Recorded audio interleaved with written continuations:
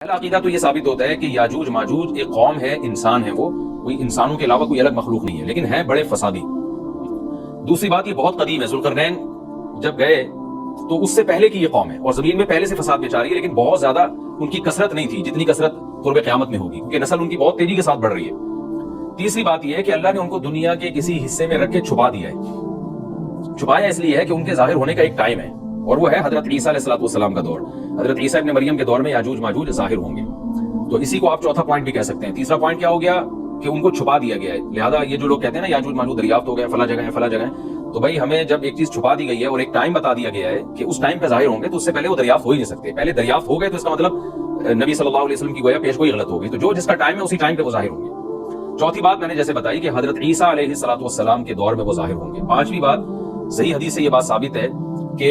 یاجوج ماجوج وہ جو دیوار بنی تھی اس کو چاٹتے رہتے ہیں، ختم کرتے ہیں۔ اب چاٹنا کا جو لفظ حدیث میں ہے اس سے مراد زبان سے چاٹنا بھی ہو سکتا ہے، اور یہ کنایا بھی ہو سکتا ہے کہ اس کو ختم کرنے کی کوشش میں لگے ہوئے ہیں۔ اور ایسے چاٹنا، جب ہم کوئی چیز چاٹتے ہیں نا تو بہت تھوڑی تھوڑی وہ ختم ہوتی ہے، تو اتنی موٹی اتنی بڑی دیوار ہے کہ انہوں نے اپنی اسٹرگل اور اپنی محنت نہیں چھوڑی ہے، تو وہ دیوار کو کسی نہ کسی طریقے سے گھسائی میں اس کے لگے رہتے ہیں۔ تو زبان سے بھی چاٹنا ہو سکتا ہے اور کسی اور طریقے سے اس کو ختم کرنے کی کوشش بھی مراد ہو سکتی ہے۔ اور حدیث میں آتا ہے کہ ایک دن آئے گا وہ جب ختم ہونے والی ہوتی ہے نا، تو وہ کہتے ہیں کہ ہم کل اس کو دوبارہ شروع کریں گے اور کل ہم اس کو ختم کر دیں گے، لیکن وہ اللہ تعالیٰ اپنی قدرت سے دوبارہ اس دیوار کو اتنا ہی موٹا کر دیتے ہیں جتنا ذوالقرنین نے کیا تھا۔ تو قرب قیامت میں جب حضرت عیسیٰ علیہ السلام کا ظہور ہوگا تو وہ یہ کہیں گے ہم انشاءاللہ اس کو کل ختم کریں گے۔ تو انشاءاللہ کا لفظ جب استعمال کریں گے، کیونکہ وہ قوم ہے کافر، وہ اللہ پہ اعتماد کرنا، اللہ پہ توکل کرنا یہ چیز نہیں ہے۔ جیسے کافر تو نہیں کہے گا نا اللہ نے چاہا تو وہ اللہ پہ یقین نہیں رکھتے، تو وہ جب اللہ کا نام لیں گے اور کہیں گے کہ اللہ نے چاہا تو ہم اس کو کل ختم کر دیں گے، تو پھر اس نام کی وجہ سے وہ دیوار ختم ہو جائے گی۔ اس کی مثال ایسے جیسے حدیث میں آتا ہے پچھلی قوموں میں ایک نوجوان تھا جو جادوگر کے پاس بھی جاتا تھا اور راہب کے پاس بھی جاتا تھا، جس کا سورہ بروج میں تذکرہ ہے، والسماء ذات البروج میں۔ تو جب وہ نوجوان پکڑا گیا، وہ مسلمان ہو گیا تھا، بادشاہ نے اس کو بھیجا تھا جادوگر کے پاس کہ جادو سیکھے، لیکن وہ راہب کے پاس جاتا، عیسائیت سیکھی اس نے اور نیک مسلمان بن گیا۔ تو بادشاہ نے اس کو قتل کرنے کی حتی الامکان کوشش کی، مگر وہ قتل نہیں ہو پا رہا تھا۔ بادشاہ نے اس کو پہاڑ پہ بھیجا اپنے سپاہیوں کو لے کے کہ پہاڑ سے لے جا کے اس کو گرا دو، لیکن اللہ نے مدد کی کہ وہ سپاہی گر گئے، یہ بچ گیا۔ بادشاہ نے حکم دیا اس کو سمندر میں لے جا کے غرق کر دو، وہ سارے سپاہی غرق ہو گئے، یہ بچ گیا۔